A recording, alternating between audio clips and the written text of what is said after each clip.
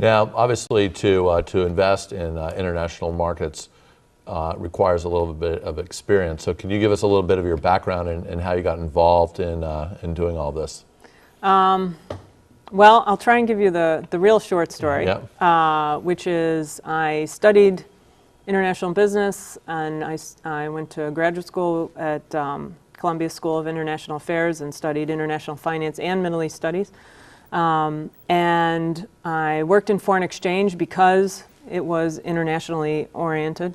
And I started out on a trading floor immediately, both before, during, and after school.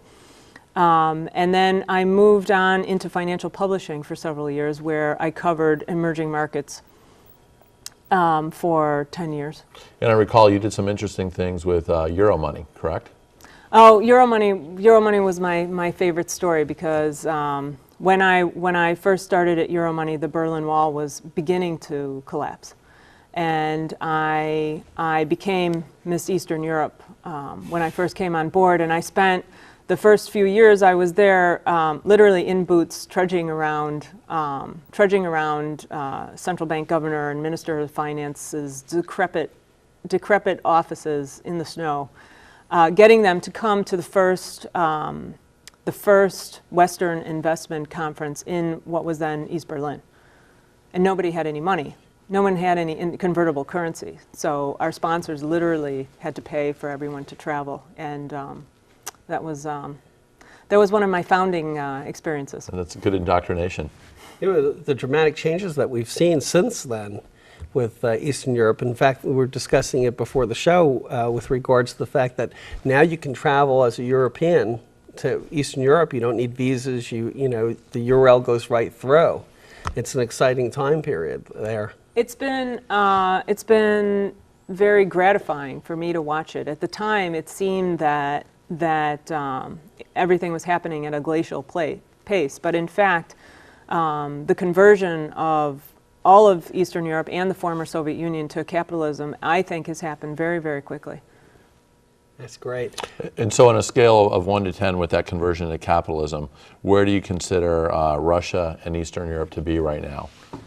Eastern Europe has been fully integrated into Europe, and now with the accession of Romania, Bulgaria, and the outer ring of the former Soviet bloc coming into the EU, I would consider that process in its latter stages. That's great. Well, we're going to take a quick break now, and we're going to skip to our finest known facts, and we'll be back to continue this fascinating discussion.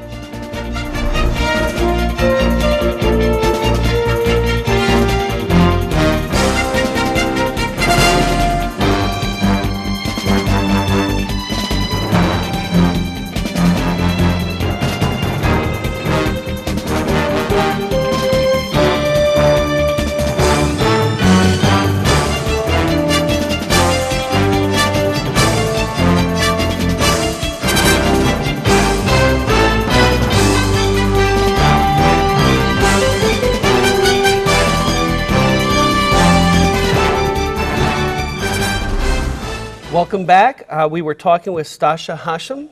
Am I pronouncing that correctly? Close enough. Oh, close enough. We were talking about Russia, and we've determined that the political risk is really abated, and we were discussing an oil company. I guess we'll follow it up with another Russian company that you're recommending. Well, Russian blue chips, in my opinion, are Lukoil, which is now debatably the second largest oil company in Russia, Gazprom, which is the largest gas company in the world, Novatek, which is the largest privately owned gas company in the world. Lukoil now has their gas stations in the U.S. They're Lukoil stations, correct? Yes, I've seen some of them. Lukoil has a retail exposure. Yeah. Amazing. Russian gas stations in the United States. Hey, it's the new face of capitalism. But relative to U.S. companies like Exxon, Mobil, how does the valuation of Luke compare? Extremely favorably, and again, that is, in my opinion, solely due to to the political risk perception in Russia. Lukoil, Rosneft, Gazprom, Novatek compare extremely favorably. In fact, larger reserves, larger production than Exxon, Mobil, et cetera, and those are their direct comparable companies. But they're much cheaper, again, due to, in my opinion, perceived political risk. And when you talk about cheaper, you're talking about a lower price-earnings ratio, Yes, or relative basis on reserves? Both. If lower price-earnings ratio, particularly since the January correction, on a reserve basis, extremely cheap. And when they figure the reserves, are they doing it on the same accounting system that's used here in the United States? Yes. Okay. And also on a market cap comparison, how they compare against, say, like an Exxon. I presume their market caps are a fraction of what, say, Exxon or Chevron or BP is. No. Are they starting to get close? They're coming close, and it actually, because of the volatility in emerging markets, it has varied. It has varied, but yes, they are coming close. So obviously, Russia's doing well because of energy. Why don't we move to the next kind of... Well, before, let me interrupt you and say they're doing well because of energy and because of metals. Right, metals as well. So just to continue on my blue chip list, I also recommend Michel, which is a large steel, coal, iron, and nickel company. Norilsk Nickel, which is one of the largest nickel companies. And the companies that I'm recommending have listings both in the U.S., in the OTC market, as well as in London. And when they're listed in the U.S., they're referred to mostly as ADRs, correct? Yes. Great. So that's a good thing for our viewers to know that some of these stocks you can actually buy. Yes, some of the, I'm only talking about ones you can buy. Correct. So moving from Russia, let's go into the Middle East and talk about what's going on in the Middle East and what are your big things that you're seeing in those markets. And companies you like. Well, in the Middle East, it's a very, very interesting time, more recent than the conversion of socialism to capitalism, such as happening in the former Soviet Union. In the Middle East, what we're seeing is really for the first time significant internal investment in all of the oil exporting nations. So in the United Arab Emirates, in Dubai in particular, there's a building up of a tourism infrastructure in Dubai and a services infrastructure. In Saudi Arabia, they're actually building 7 mega industrial cities to create jobs, basically, for their burgeoning youth. And their surpluses are being reinvested within Arab countries. That we didn't see this in the 70s during the last oil boom. You asked me, what are my favorite companies?